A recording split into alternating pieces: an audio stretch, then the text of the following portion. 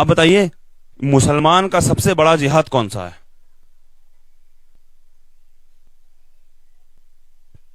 مسلمان کا سب سے بڑا جہاد کیا ہے بھائی؟ کلمے کا معنی کیا ہے؟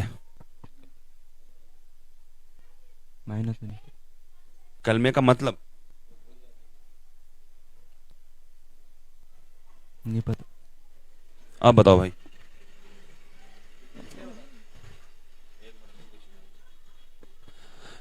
کلمے کا معنی اللہ کے سوا کوئی معبود نہیں اور محمد صلی اللہ علیہ وسلم اللہ کے نبی ہیں اور مخلوق کے بھی، سب انسانوں کے. اللہ کے سوا کوئی معبود نہیں اور محمد رسول اللہ صلی اللہ علیہ وسلم اللہ کے رسول ہیں، یہ معنی ہے اس کا. جی ویسے ہے تو سب کے نبی، لیکن جو معنی ہے ترجمہ، اس کا ترجمہ جو کلمے کا وہ یہی ہے، اللہ کے سوا کوئی معبود نہیں اور محمد رسول اللہ صلی اللہ علیہ وسلم اللہ کے رسول ہیں. ٹھیک ہے. دوسرا کلمہ دوسرا کلمہ شہادت. شہادت معنی گواہی دینا. اشہد ان لا الہ الا اللہ وحدہ لا شریک لہ واشہد ان محمدا عبدہ ورسولہ صلی اللہ علیہ وسلم. ہاں، اس کا ترجمہ بتائیے آپ. دوسرے کلمے کا ترجمہ،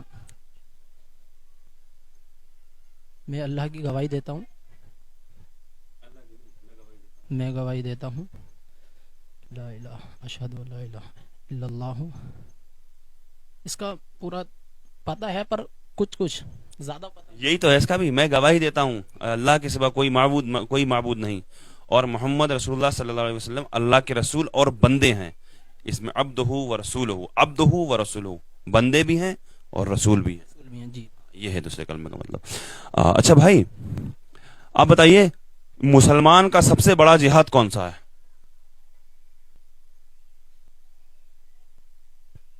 مسلمان کا سب سے بڑا جہاد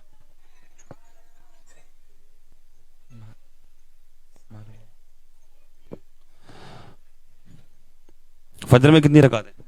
4. کون کون سی ہیں؟ 2 سنت 2 فرض. ماشاءاللہ.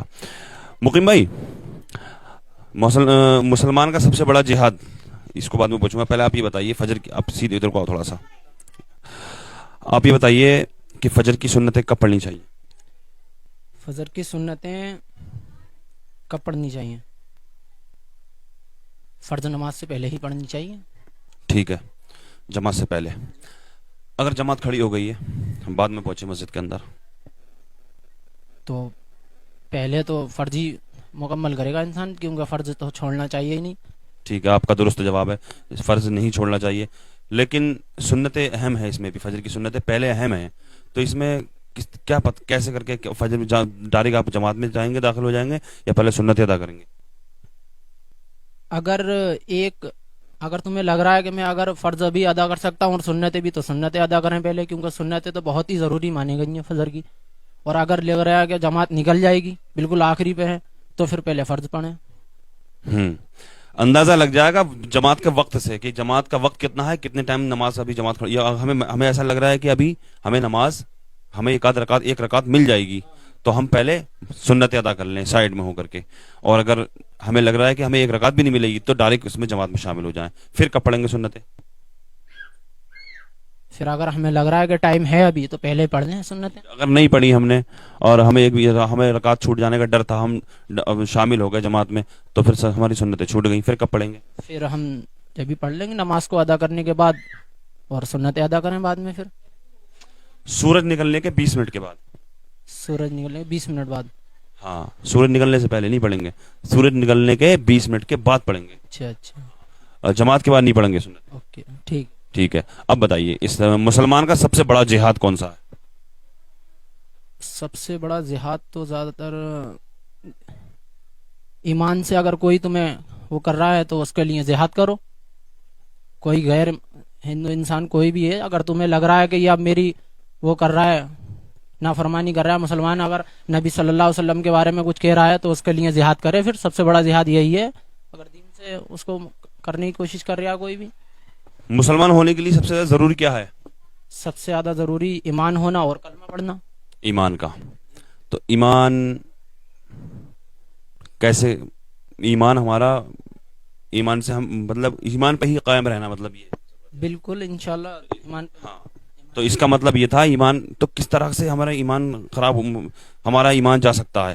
آپ یہاں غور کریے ذرا. اگر انسان ایمان تو ایسے معمولی بات نہیں ہے انسان کا ایمان پہ جانا، ایسے کیسے چلے جائے گا ایمان تو اگر یعنی کفر کی حد تک تو پہنچ ہی جاتا ہے انسان، کفر کی حد تک تو پہنچ ہی جاتا ہے.